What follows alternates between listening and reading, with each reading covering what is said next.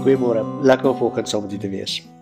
Nou, die tema of die gedagte vir hierdie week is om saam met God te droom.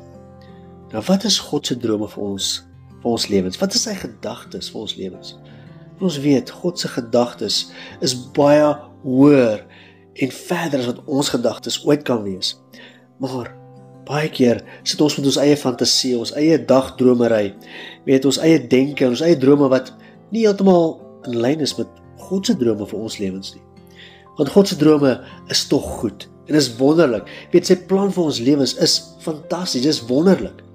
Maar ons moet in lyn kom met sy gedagtes, sy drome vir ons lewens. Nou, ons lees in Psalm 139 vers 17, lees ons hierdie woorde. Hoe wonderlik is u gedagtes vir my, o God. Hoe magtig is hulle almal. Daar's 'n vertaling wat sê, hoe oorweldigend is hulle almal, u gedagtes oor my. Hoe oorweldigend goed is dit. Nou, laat ons in lyn kom met daai oorweldigende goeie gedagtes, drome wat die Here vir ons lewens het. Laat ons in lyn kom met dit. Want dan beweeg ons en leef ons saam met die Here. Dan beweeg ons saam met hom, nie teen hom nie en nie weg van hom af nie. En dan gaan dinge makliker.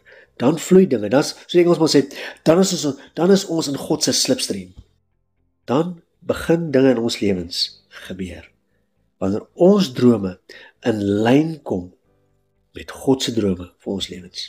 So, dagie uit, hierdie week, kom ons spandeer tyd saam met ons Vader.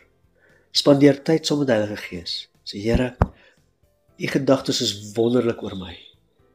Here, deel daai gedagtes, deel daai drome met my, sodat ek in lyn kan kom met dit. Amen. Kom ons bid saam. Here, ons kom en ons vra, Here, deel u gedagtes met ons. Wat is u gedagtes met ons, Here, sodat ons in lyn kan kom met die drome en die gedagtes wat u vir ons lewens het. Ons vra dit in Jesus naam. Amen.